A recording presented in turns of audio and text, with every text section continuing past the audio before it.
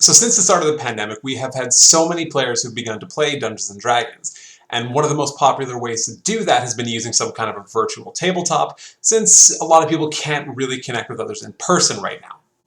The one that I'm particularly fond of and use for all of my games right now is Roll20. I find the interface works incredibly well, everything feels very seamless and efficient, and it really sets up my games for success. So in today's video, we're going to be taking a look at a lot of the Roll20 basics to help you get set up and going to begin your next D&D campaign. So before we get into the details, if you haven't already, please do consider subscribing to the channel. It really does help continue to promote the content, as well as let me know what you guys are into and want to see more of. But without too much further ado, let's just get straight on into it. So there are a couple of things that we're going to be discussing today, and the first thing is the Pages toolbar. So the campaign that I'm going to be using for this video here is the Lost Mines of Phandelver campaign. It is available through the Roll20 marketplace. It's also very familiar to a lot of players, as this is part of the D&D starter set. So a lot of players will be using this campaign to get a jumping off point into their game, and it's amazing that it is available here, all pre-made for you on Roll20. Alright, so one of the most basic things we need to make sure we have a good understanding of is our map control. So at the top of here we have this little blue tab. It says the Pages toolbar. So if we select this, it'll show you all the different maps that are available in our game.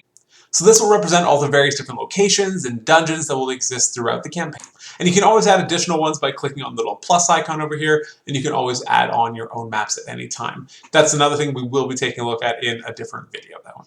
Alright, so how do we actually navigate through this? Well, it's really, really simple. Once you have your Pages toolbar expanded out here, you can just simply click on whichever of these maps you want to go onto, and it will bring you, the DM, over. But very, very important to note is that it will not bring your players over there. This is just for you, so you can move around, maybe move monsters around, or maybe kind of get things set up a little bit ahead of time.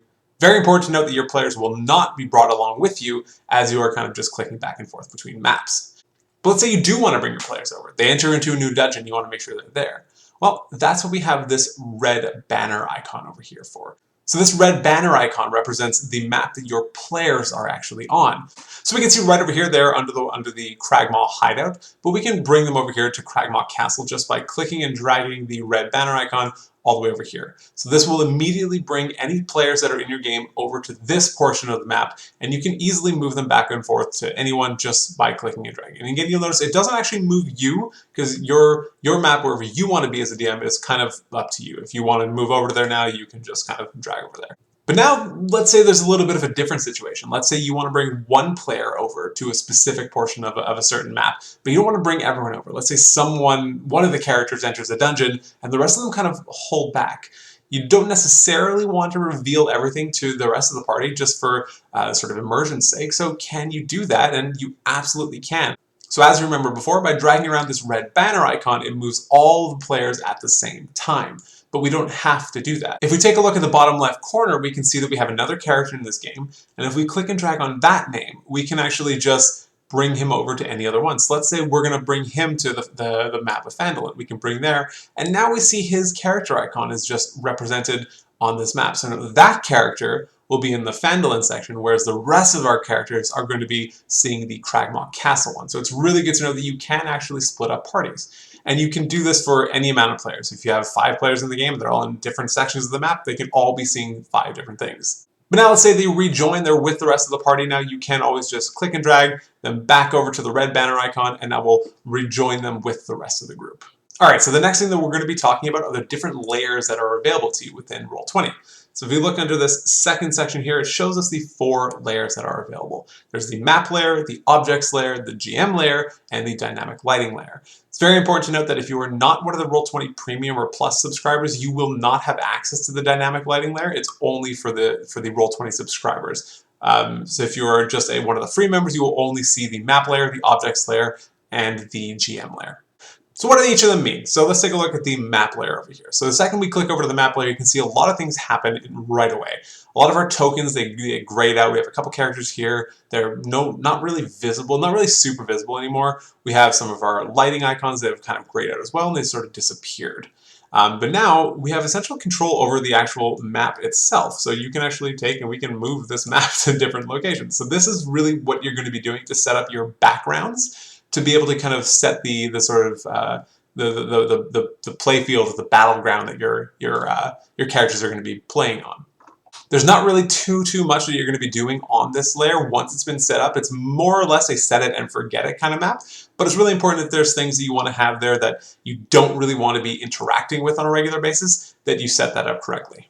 Alright, so the next layer that we're going to be looking at is the objects layer. So this is probably going to be the one that you are using the most often during your games. This is going to be where most of the action actually takes place. This is where your characters and the tokens are going to live, where your enemies are going to live, where all those things are happening. Primarily is going to be occurring on the objects layer. So we can see here, as long as we are on our objects layer, we can move and we can manipulate these characters. We can have a bunch of different tokens here that are moving around easily enough to do. I can move my enemies, I can do all those kinds of things, and that is all existing on the objects layer. It's very important to know that anything that exists on your map layer or on your objects layer will potentially be visible to your party depending on your lighting settings and how you have that set up. For more information on that, though, do take a look at my dynamic lighting video if you are one of the Roll20 premium subscribers. Alright, so the next layer we're going to look at is the GM layer, and this one is really important. So first off, anything that exists and lives on your GM layer will not be visible to your players. It is invisible. They will not be able to see it no matter what. Even if they're standing right next to it or their token is on top of it, they will not be able to see anything that exists and lives on the GM layer. So the reason for that is that's kind of what lets you set things up in advance and what lets you maybe hide certain enemies or certain portions of the map and things like that you don't necessarily want your party members to be able to see at any given time. So we have this goblin token right here, and it's sort of grayed out, indicating that it is hidden from our party, though it is on our GM layer. We can interact with it. You can see I can move it around, but again, important to note that our party members will not be able to see this token. If we want it to be revealed, there's a couple of different ways that we can do that. We can either right-click, hover over the layer option, and then move to the objects layer, at which point it will be visible to our party. Alternatively, there are ways to do this using shortcuts. Again, take a look at my advanced shortcuts for Roll20 video, and you'll be able to see a really much more quick and efficient way of actually doing that. So lastly, there's the dynamic lighting layer, and again, this is only available to the premium subscribers for Roll20. We're not going to go really into any detail on this. I do have a separate video entirely focused on this, so if you haven't already, please do take a look at this to get a lot more information to help you out with it. Alright, so the next thing we're going to take a look at are the various token settings. So if we simply double click on one of our tokens here, we bring up this page, this menu here, which we can float around. There's a couple of things that are really useful and important to note with this. So firstly, we can see whether this represents a specific character or token. If the character had their character sheet into Roll20, you can assign it this way. That's not something we had done for this game when we ran it, but it is something you may be doing. And again, I will also be making a video about character sheets with Roll20 as well in the future. But next up is the controlled by sections. This is really important. If you don't assign control, the players actually won't be able to maneuver or manipulate this token. That's the kind of thing you would want to have set up for an enemy so the characters don't accidentally start interacting with that. But for the actual tokens for the individual players, you probably want them to be able to actually use it. I always have mindset to be able to be controlled by all players. I just find it's a little bit easier, kind of facilitates gameplay, it has shared vision, it's really a much more convenient way of doing things. But if you didn't want it to be controlled by everyone, if you just click on it, you'll see access to all the different players who are in your game. You can assign specific control to any individual player just by clicking on their name. Moving over to the right section here, you'll see we have 3 bars. There's a green bar, a blue bar, and a red bar. These represent these 3 circles which are over the head of this token here, and they can be used for basically anything. I don't tend to use the red one for really very much, only in specific instances, maybe temporary hit points or things like that. But in general, I use the green bar for health, and I use the blue one just to have a reminder of the AC of the character. So you can actually assign this to be anything you want. Under the attribute section, you can choose whatever you want. I don't actually have anything assigned just because I use them for very specific things, and I never really change that. But maybe for certain characters you want to have different things noted down, you could just kind of put an assignment over there. So it is important to note that these can only be edited or seen by players that have control of the token. So in this case, all players have access to it, so all players will be able to edit and change these things. All of the players in my game have movement control over this token, so they will all be able to edit, and then by extension they will also all be able to see it. You could also simply change it to visible to everyone or completely hidden. Another tip that makes using these bars really effective is that you can do simple math with them. So let's say this character here takes 10 damage. You can actually just click on that section and type -10, and it'll actually just subtract it by 10. So you can do the math within it. If they gain hit points, you can do +5. and it'll bring you back up to there. So you can actually just do the math immediately on the spot without having to kind of do it first and figure it out and then adjust the number.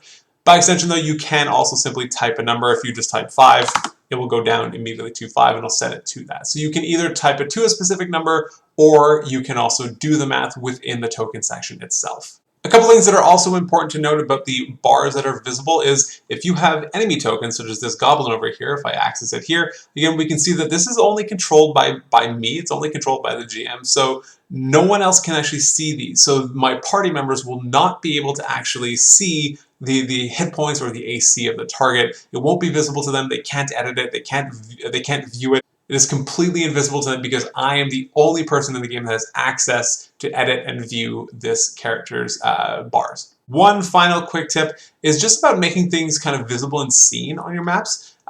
Just by simply clicking and holding, you can ping certain locations. So let's say you want to draw your character's attention to these arrow slits in the corner. If you ping, it'll show up this circle, which will correspond to whatever the color that you have assigned to you. So currently I have a white color assigned to me, so if I ping down here towards the arrow slits, you'll see this white circle appear.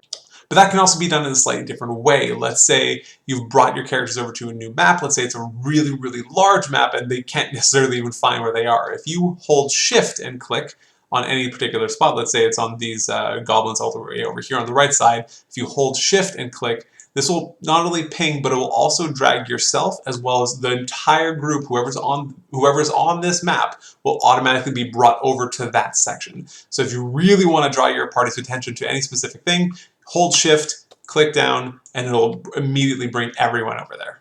Alright guys, so that's it. Roll20 is an incredible tool, and I really hope that you're going to be able to get the most out of it in your games.